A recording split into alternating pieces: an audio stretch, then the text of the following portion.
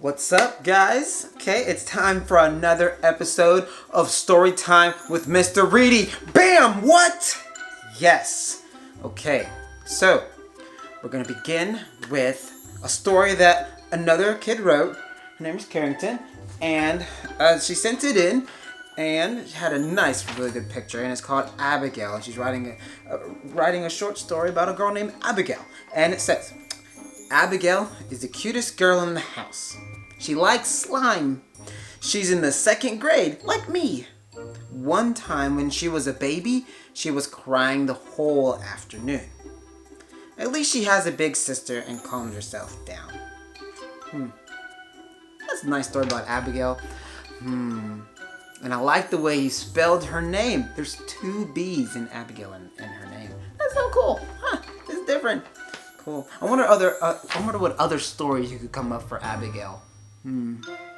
Yep. Fun. Okay, so moving on. Today's episode is really about something really cool. Okay, something that I like, and that's heroes. Yes, I love superheroes. My favorite superhero is none other than Superman. Okay, so now I know I'm wearing my It's Gonna Be Alright shirt, because, it is. It's gonna be alright. But since this episode, or I guess this last episode, is about heroes, I'm gonna need to change my shirt. Okay, so I'm gonna wear a different shirt. Okay, I'm gonna dress the part. Alright, I'll be right back. Boom! Yes! Okay, so I bet you thought I was gonna be wearing a Superman shirt. But I'm not. Captain America. Yes! Okay, so yeah, I like Captain America too. Captain America and Superman, I kind of almost like, they're very similar. Like they're both respected, like super respected. Like everybody around them, like oh, there's Captain America. Oh my gosh, man. Okay, let me get better. I used to sit up straight. Same with Superman. It's like, oh my gosh, it's Superman. Oh. So yeah. So for Superman, he inspires me to be an inspiration to others, and to do good and to help when you can, because you can.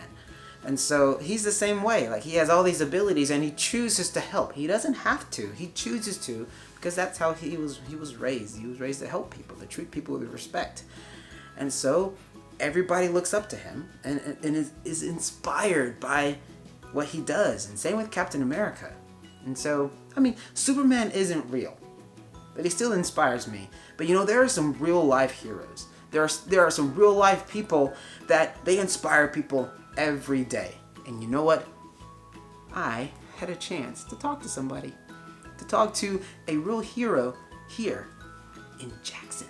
Okay, I was able to ask him, what does it mean to be a hero? How do you be a hero? And you know what? He gave some really, really good answers, and I can't wait to share that with you. His name is Captain Tisdale.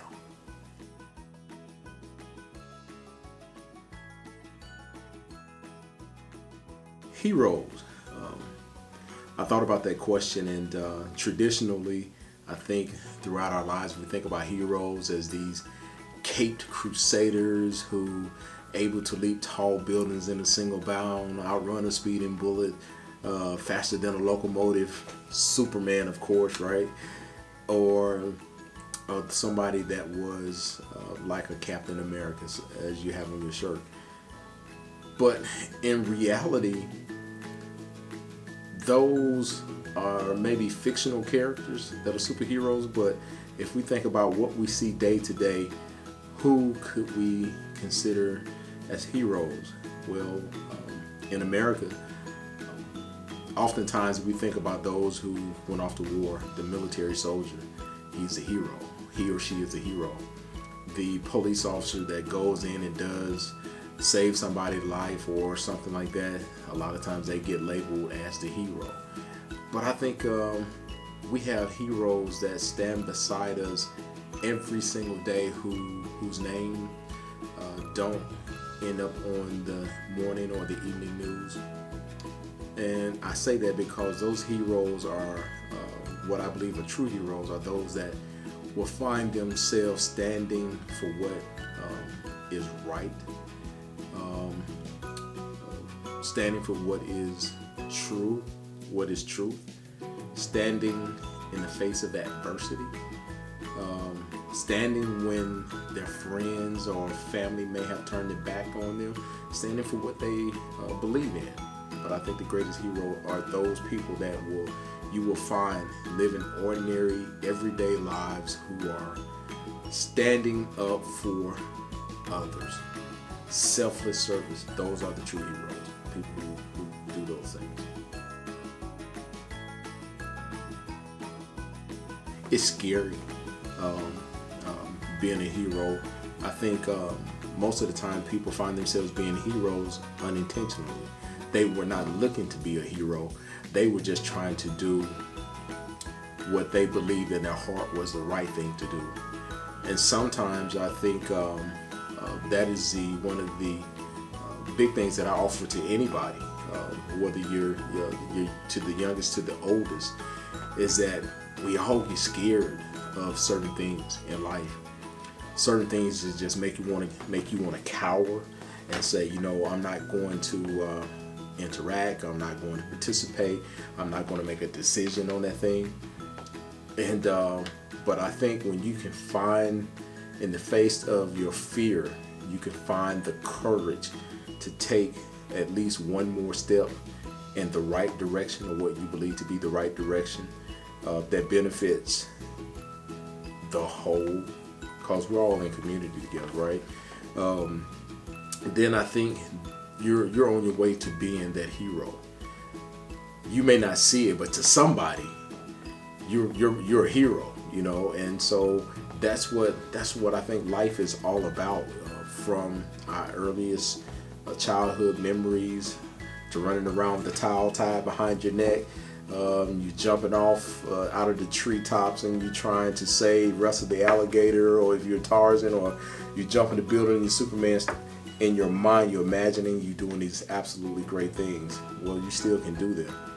Maybe not wear a cape and may not have an S or W's on your chest, but just have to find the courage to do those things.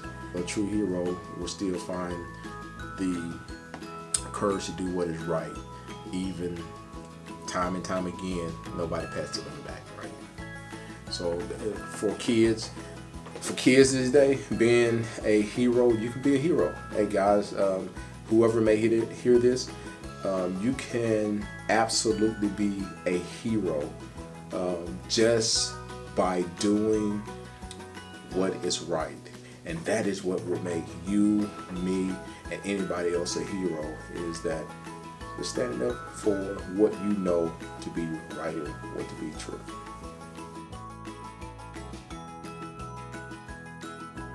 First, I would have to definitely put my father on that list. Growing up, man, my dad, he had this saying. He said that he worked as hard because we grew up in a rural environment, and he said, I'm gonna teach you what hard work looks like, so you can make your choice. You can either work and use your body, or you can work and use your head. My father taught me the value of a hard-earned dollar. He taught me a lot of other things, maybe not necessarily by what he said, but by some of the things that may have been absent in our lives. And so I'm grateful for those lessons. Throughout my career, I've had an opportunity to encounter some amazing people, and one of them I think about is Sergeant Major Dale Crockett. This guy gave me an opportunity to lead, to be a leader of soldiers when I never thought I would make it to that particular platform of being a first sergeant. Lastly, a hero to me would be my own pastor at my church. Sitting under his leadership, I've seen so many things change in my life, and this man definitely has to be in that category as a hero for me, because when I was not really. I was trying to live one foot in the world, one foot on this side too. And his messaging to me and to the masses were, you can't be hot or cold. You got to take a choice, take a stance, and either way you go. And as I've always said too, we all make decisions. We either make a decision to do what is right, we either make a decision to do something that is wrong. And if fear keeps us from making a decision, that within itself is a decision.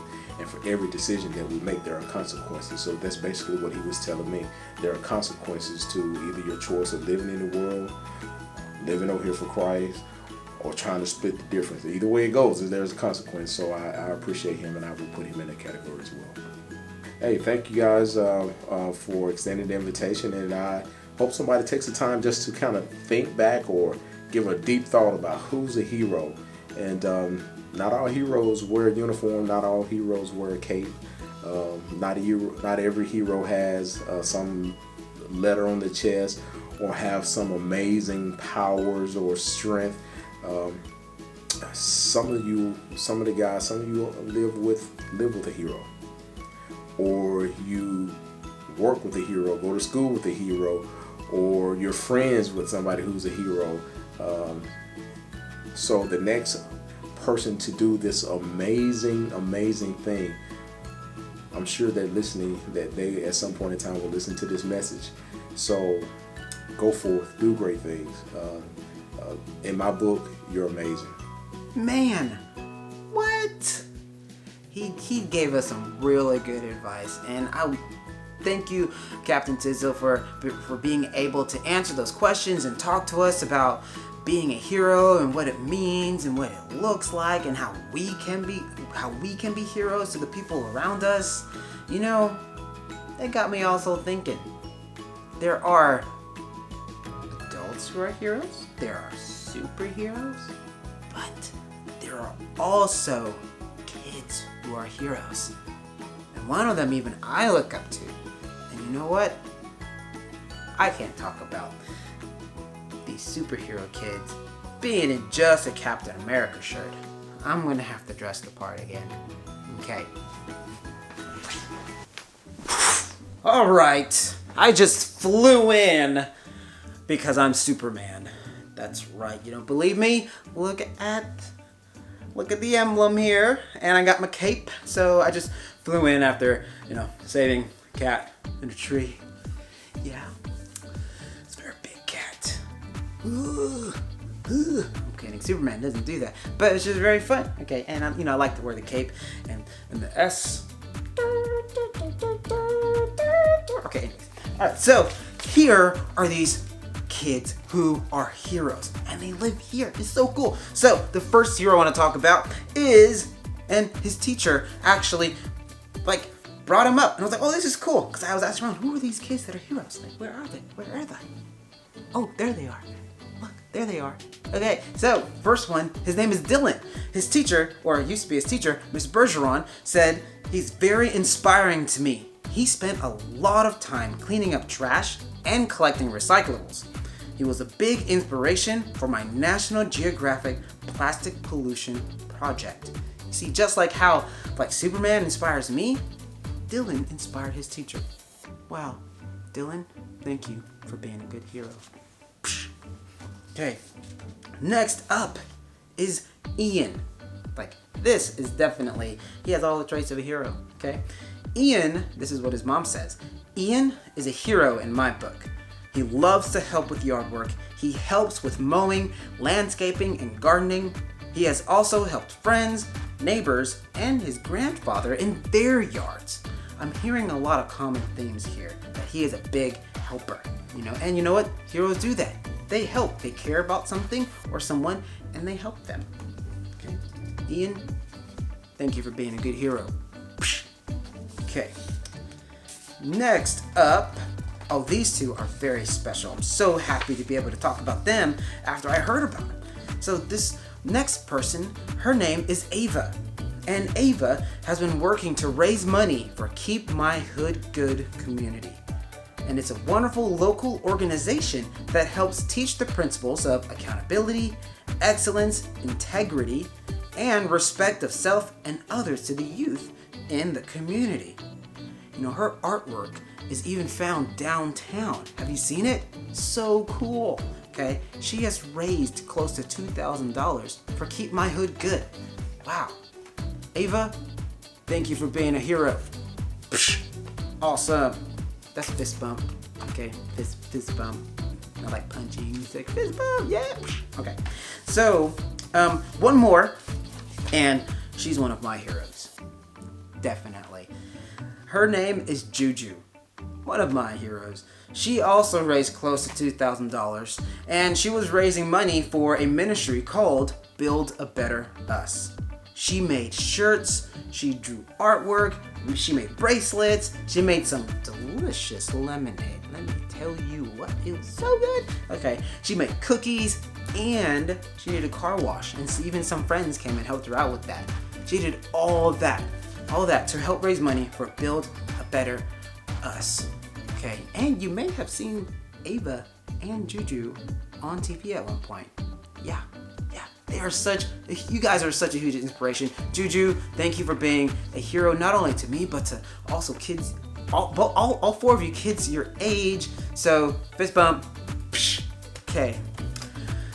So, that is so cool. We have so many heroes that live here, and I'm sure if you're watching this in another city, I'm sure there are plenty of heroes in your city, whether they're adults or kids like you. So find those heroes. You know, your mom or dad might be a hero. They probably are. Well, you know what?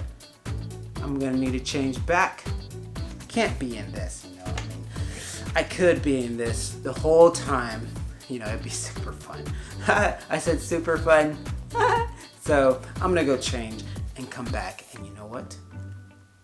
It's gonna be time for our story. Okay, here we go. Wait a minute. No, I'm not running out.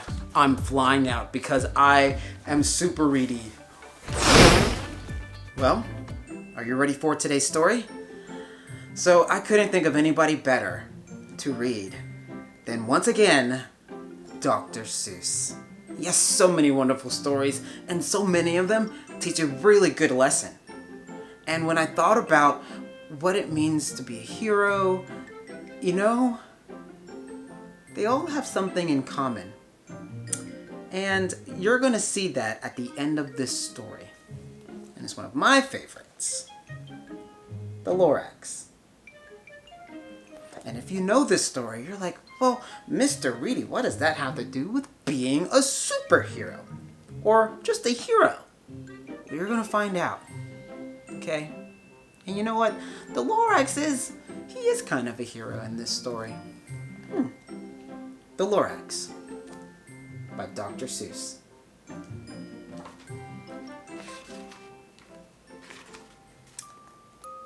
At the far end of town, where the grickle grass grows, and the wind smells slow and sour when it blows, and no birds ever sing, excepting old crows, is the street of the lifted Lorax.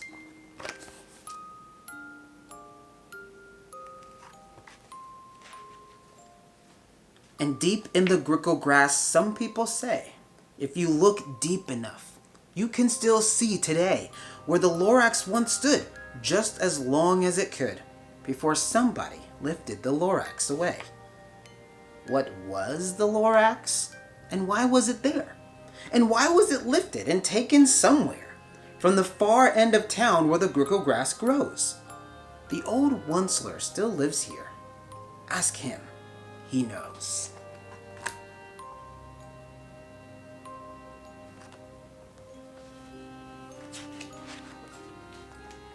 You won't see the Onceler. Don't knock at his door. He stays in his lurkum on top of his store. He lurks in his lurkum, cold under the roof, where he makes his own clothes out of Miff Muffered Moof. And on special dank midnights in August, he peeks out of the shutters, and sometimes he speaks, and tells how the Lorax was lifted away. He'll tell you perhaps, if you're willing to pay.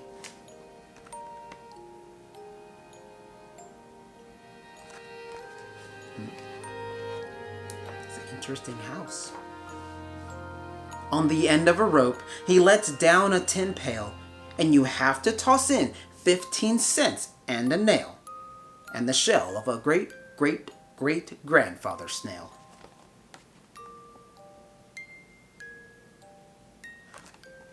How do you find the snail of a great-great-grandfather snail? You go ask him hey, are you a great-great-great-grandfather snail? And then he goes, Yes, I am a great-great-great-grandfather, and here is my shell. That's probably not how it happens. Then he pulls up the pail, makes a most careful count to see if you paid him the proper amount. Then he hides what you paid him away in his snub, his secret strange hole in his groovulous glove. Then he grunts, I will call you by whispermophone, for the secrets I tell are for your ears alone.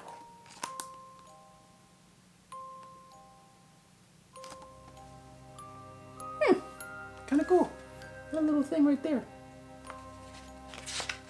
Whoop. Swoop.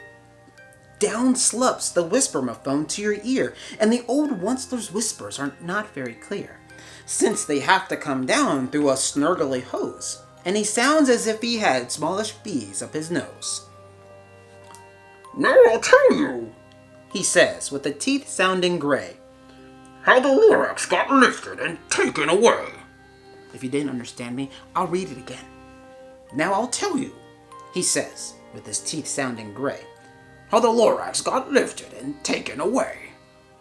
It all started way back, such a long, long time back. That was the going back in time sound. It's a great sound. I usually hear it in some shows. Ooh, look at this. So colorful. Way back in the days when the grass was still green, and the pond was still wet, and the clouds were still clean, and the song of the Swami swans rang out in space, one morning I came to this glorious place. At first I saw the trees, the truffula trees, the bright colored tufts of the truffula trees, mile after mile in the fresh morning breeze. Wow. Look at the difference in these pictures. You go from this to this. It's amazing. It's not just amazing, it's amazing. And under the trees I saw brown barbaloots frisking about in their barbaloot suits as they played in the shade and ate truffula fruits. From the ripulous pond came the comforting sound of the humming fish humming while splashing around.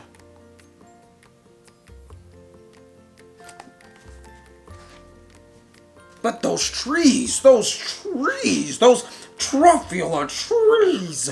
All my life I'd been searching for trees such as these. The touch of their tufts was much softer than silk, and they had the sweet smell of fresh butterfly milk. I felt a great leaping of joy in my heart. I knew just what I'd do. I unloaded my cart.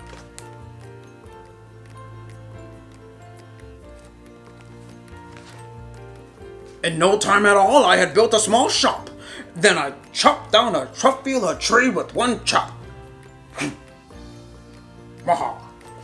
And with great skillful skill, and with great speedy speed, I took the soft tuft, and I knitted a thneed.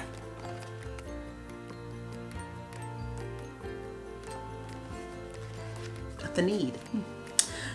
The instant I'd finished, I heard a gazump. I looked. I saw something pop out of the stump of the tree I chopped down. It was sort of a man. Describe him? That's hard. I don't know if I can. He was shortish, and oldish, and brownish, and mossy, and he spoke with a voice that was sharpish and bossy.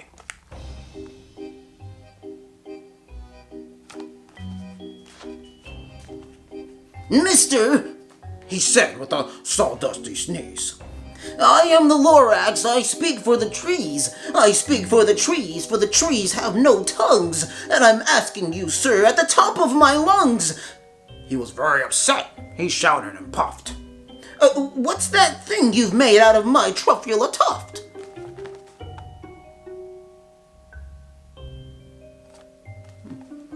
So the Lorax speaks for the trees. Look, Lorax, I said. There's no cause for alarm. I chopped just one tree. I am doing no harm. I'm being quite useful. This thing is a thneed. A thneed's a fine something that all people need. It's a shirt, it's a sock, it's a glove, it's a hat. But it has other uses.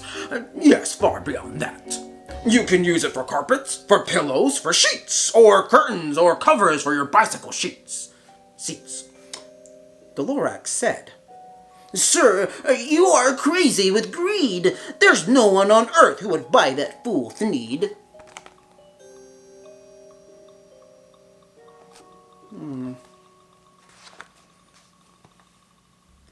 But the very next minute, I proved he was wrong. For just at that minute, a chap came along, and he thought that the thneed I had knitted was great. He happily bought it for $3.98. I laughed at the Lorax. You poor, stupid guy. You never can tell what some people will buy.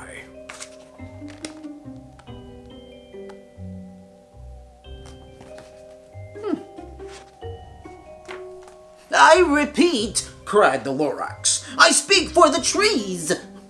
I'm busy, I told him. Shut up if you please. I rushed across the room and in no time at all built a radio phone. I put in a quick call. I called all my brothers and uncles and aunts, and I said, listen here, here's a wonderful chance for the whole Onceler family to get mighty rich. Get over here fast. Take the road to North Nish, turn left at Weehawken, sharp right at South Stitch.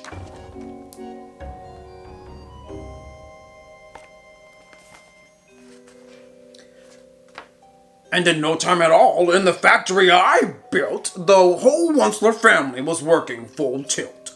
We were all knitting thneeds, just as busy as bees, to the sound of the chopping of truffula trees.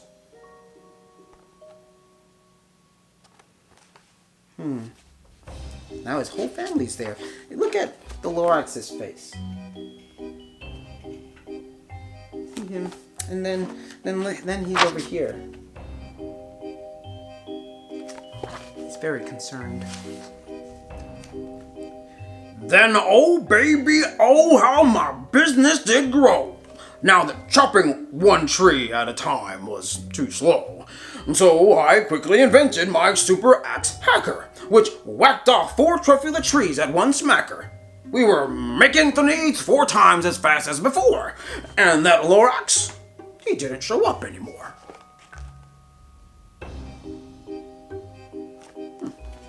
Very creative. But the next week, he knocked on my new office door. He snapped. I'm the Lorax who speaks for the trees, which you seem to be chopping as fast as you please. But I'm also in charge of the brown barbaloots, who played in the shade in their barbaloot suits, and happily lived eating truffula fruits. Now, thanks to your hacking my trees to the ground, there's not enough truffula fruit to go round, and my poor barbaloots are getting the crummies because they have gas and no food in their tummies.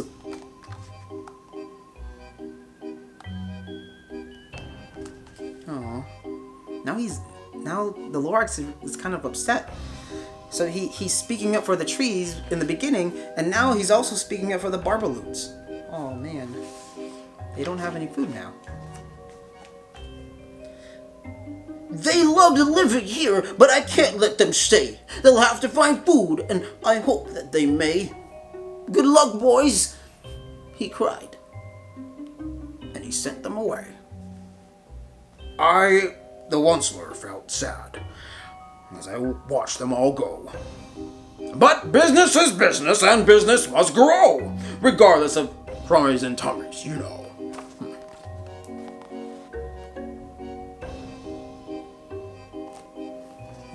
So felt a little bit sad. But then, he said business is business. Oh, all the Barbaloots are leaving.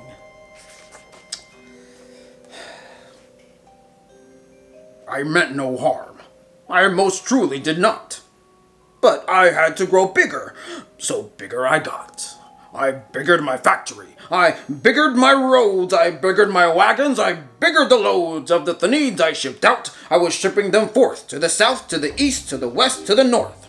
I went right on biggering, selling more Thneeds. And I biggered my money, which everyone needs.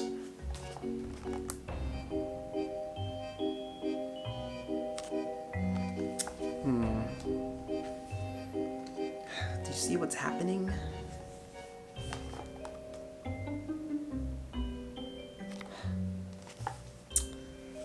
The Lorax is trying to speak up for the trees and for the Barbaloots, but the Onceler's not listening. Then again, he came back. I was fixing some pipes when that old nuisance Lorax came back with more gripes. I am the Lorax. He coughed and he whiffed. He sneezed and he snuffled. He snargled, he sniffed. Onceler! He cried with a crofulous croak. Onceler, you're making such smugulous smoke. My poor Swami Swans, why, they can't sing a note. No one can sing who has smog in his throat.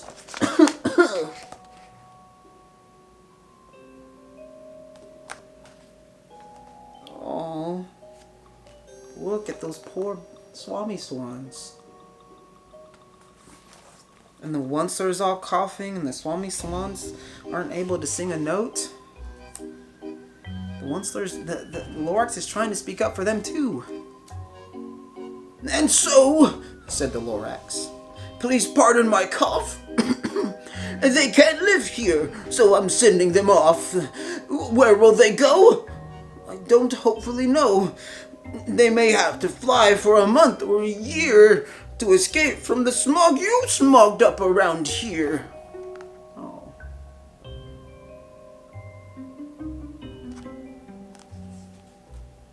Yes, the Lorax is sending now the Swami Swans away so that they can survive. The Onceler's not listening to the Lorax. What's more, snapped the Lorax. His dander was up. Let me say a few words about Gluppity Glup. Your machinery chugs on day and night without stop, making Gluppity Glup, all sloppity slop. And what do you do with this leftover goo? I'll show you, you dirty old Onceler man, you. Ooh, he's really upset. You can see his face. Wow. You're glumping the pond where the humming fish hummed. No more can they hum, for their gills are all gummed. So I'm sending them off. Oh, their future is dreary. They'll walk on their fins and get woefully weary in search of some water that isn't so smeary.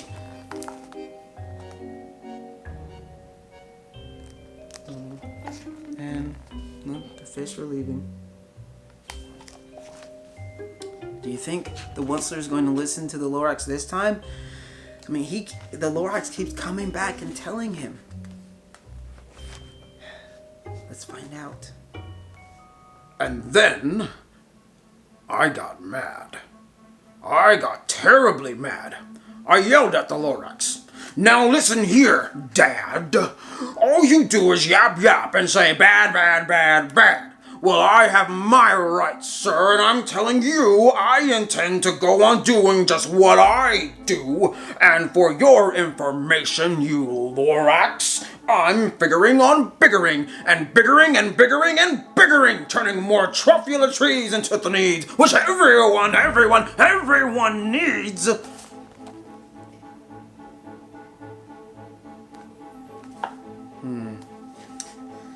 Yeah. I don't think the Onceler is listening. And look at the Lorax's face. He doesn't look mad, sad. To me, he looks disappointed in the Onceler's choice.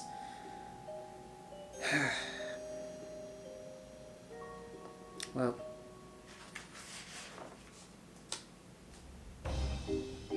it's not that the Onceler wasn't allowed to do that. It's just that the Lorax was telling him, look what's happening because of what you're doing. Look at the consequences. And so, At that very moment, we heard a loud whack. From outside in the fields came a sickening smack of an axe on a tree. Then we heard the tree fall, the very last truffula tree of them all.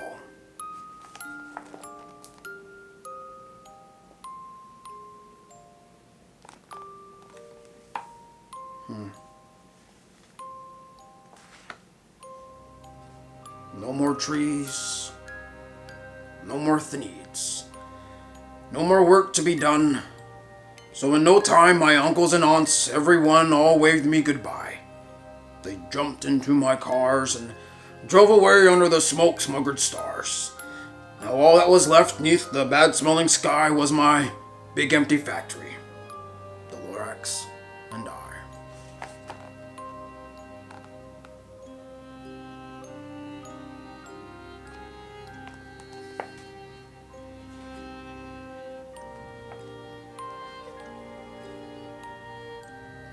The Lorax said nothing, just gave me a glance, just gave me a very sad, backward glance, as he lifted himself by the seat of his pants. And I'll never forget the grim look on his face, when he hoisted himself and took leave of this place, through a hole in the smog without leaving a trace.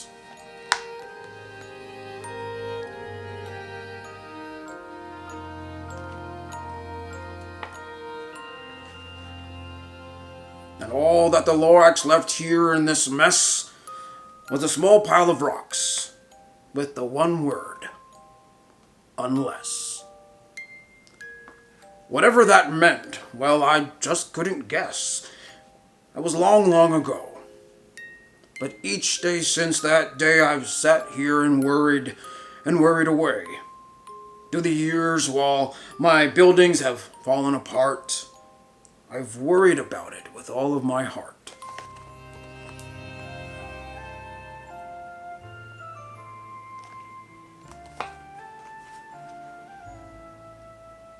But now, says the Onceler, now that you're here, the word of the Lorax seems perfectly clear. Unless someone like you cares a whole awful lot, nothing is going to get better. It's not.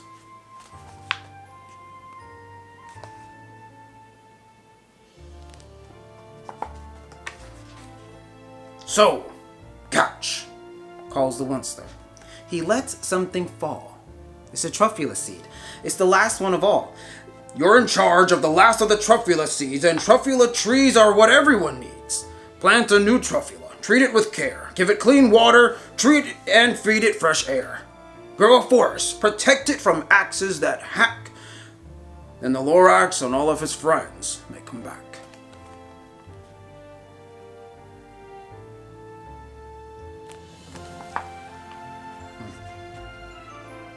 The end.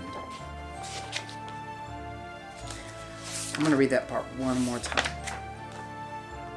Because I used to always read this story for when Earth Day was coming on and we were talking about the environment, but you know what? He leaves with a very, very important message that the Onceler learned. That unless someone like you cares a whole awful lot, nothing is going to get better. It's not. And that is the first step to being a hero. Caring a whole awful lot.